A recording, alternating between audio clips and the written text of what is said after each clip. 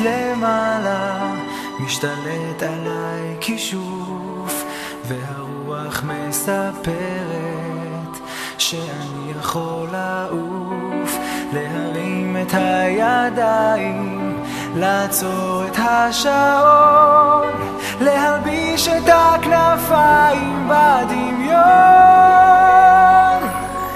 אז אני יכול לעוף בלי לדעת לעוף, זה עושה לי בגוף הרגשה של קסמים נעימים כמו ציפור בשמיים.